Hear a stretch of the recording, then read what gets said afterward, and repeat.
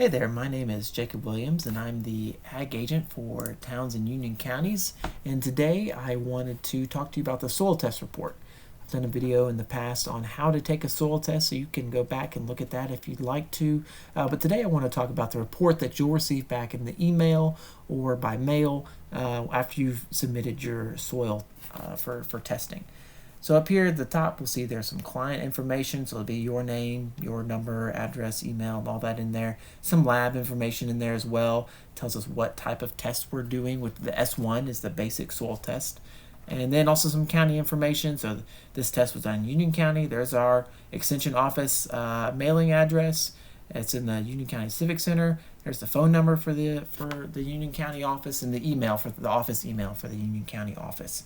And we can also see here the crop. So this is what it is that you're planning on growing in this area, in the plot. We can change that to all kinds of different things. We have hundreds of different crops that we can test for. And what's cool about the crop is that the results that you get, the recommendations that you get, will be specific to the soil that you have and the crop that you're growing. So what the crop needs in the soil that you're growing it in. So we can give you specific recommendations for your soil. If we scroll down a little bit, we can look here at the results. We see the different nutrients: phosphorus, potassium, calcium, magnesium, zinc. Those are the different nutrients that are included in the basic soil test. We also see the pH. pH is really super important part of soil health. Having a good soil pH means that the nutrients that are in the soil are actually going to be available to the plants. And so for most plants, 6 to 6.5 is the ideal range where we want to be for plants to be able to utilize the nutrients that are in the soil, and we're just on the fringe of that 6 to 6.5 range. So if we look down here at the recommendations for limestone's going to raise the soil pH. We see 40 pounds per 1,000 square feet to get it up into that 6 to 6.5 range. And we can see here that we've got dolomitic limestone is recommended because the magnesium is low. And so that's going to provide magnesium and boost the pH and the magnesium. And then it says to broadcast 30 pounds of 10-10-10 per 1,000 square feet. And so that's is the recommendation for this soil test. One thing that I want to point out about the basic soil test is that it doesn't include nitrogen. But the recommendation down here does include nitrogen. 10-10-10 is going to be, that first 10 stands for the amount of nitrogen in that fertilizer. So the recommendation does include nitrogen, and that's because nitrogen is so mobile in the soil that between the time of you taking the sample and getting the results back, if we had a good rainfall in that time, the level of nitrogen could be completely different in your soil. It's just very fluid, so that's why we don't test for it, because it most likely would not be accurate when you got the results back. And so we see the recommendations given here for a home vegetable garden. And so this is a kind of a good one to use if you just have kind of some general different vegetables growing in your vegetable garden. Some recommendations if we have heavy feeders or light feeders. And then we can scroll down and we can see some more specific information in the home vegetable garden fact sheet as well.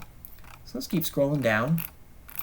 And okay, so here I ran the same soil test, but I did it this time for a tall fescue lawn. And so you'll see our recommendations are a little bit different this time. The recommended pH for a tall fescue lawn is 5.5 to 6.5.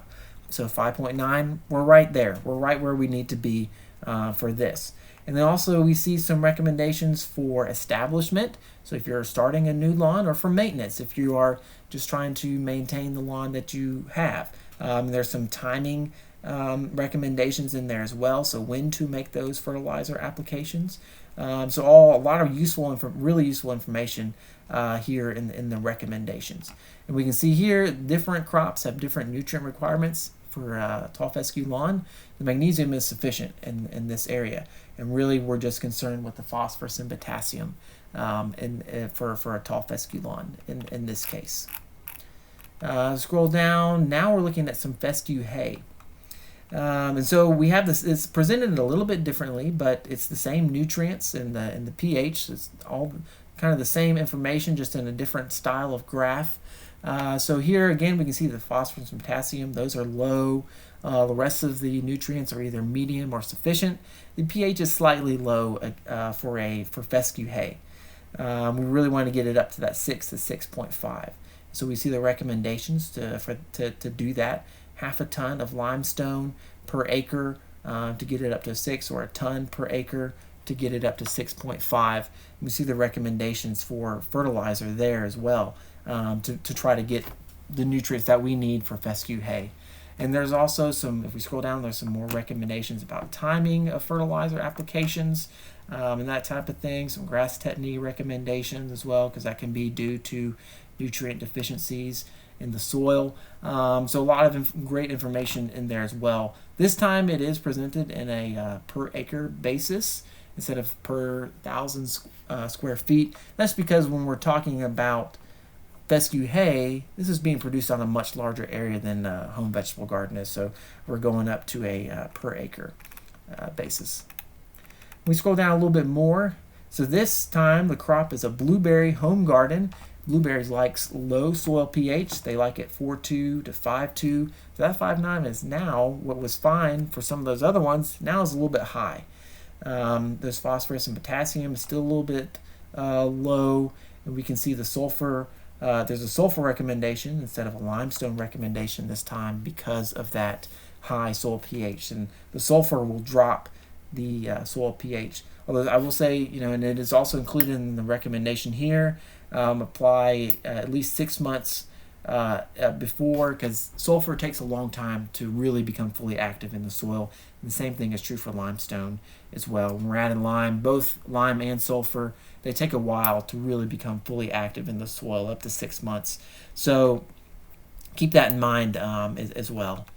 And we also have a home garden, blueberry home garden fact sheet, and we can scroll down to here. And so we have some more specific recommendations for blueberries, how much fertilizer they might need, when to apply it, and that sort of thing. Let's go over. So this is a different soil test, different soil sample, but I ran it for the same crops, and we'll see some differences in the amount of nutrients that we have. This time we had a pretty low soil pH of 4.9, which is really not that uncommon for us up around here in the mountains. But we can see the phosphorus, potassium, calcium, and magnesium are all low, below what you would need for a home vegetable garden in this case. So this soil is going to take a little bit more work to get it, to make it productive, more work than the previous soil test. So we need more limestone in this case, 135 pounds per 1,000 square feet, to get to that 6 to 6.5 recommendation. We see some similar recommendations as well, 30 pounds of 10, 10, 10 per 1,000 square feet. A lot of that same information that was in the previous one, just for a different soil test. So now looking at the tall fescue lawn, so we're a little bit low this time on the pH. So there is a limestone recommendation there. Dolomitic limestone is being recommended because the magnesium is low, and dolomitic limestone will give magnesium as well as raise the soil pH. And calcium too is also included in dolomitic limestone. So that'll raise the soil pH and satisfy the calcium and magnesium. That triple 10, that 10, 10, 10 right there, that'll get us some phosphorus and potassium in the soil as well. We scroll down a little bit more. Here with the fescue hay, we see we're going to need a lot more limestone in this case, because with a low pH, the 4.9, 2.5 tons per acre or 3.5 tons per acre. And then we see the phosphorus and potassium recommendations there.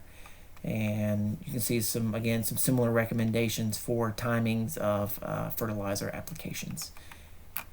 Scroll down a little bit more. Here we are at the blueberries. Here we have the phosphorus. Potassium again is low.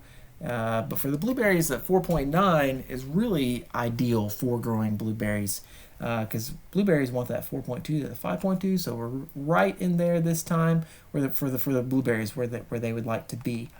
And so that's some of the information that you'll get if you do a soil test, and you when you get your soil test report. That's kind of a walkthrough of what all that information means.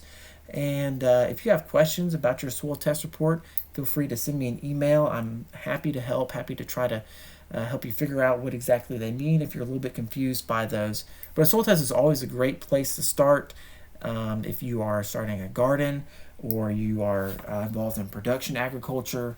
Soil test is a great place to start. I generally recommend that you do a soil test on your land once every 3 years because these nutrients and the pH in the soil will change over time. So once every 3 years should be good enough to kind of make sure that you're staying consistent in your soil quality that you've got. So thanks for listening today. If you have any questions, feel free to reach out. I'd be happy to help. Bye.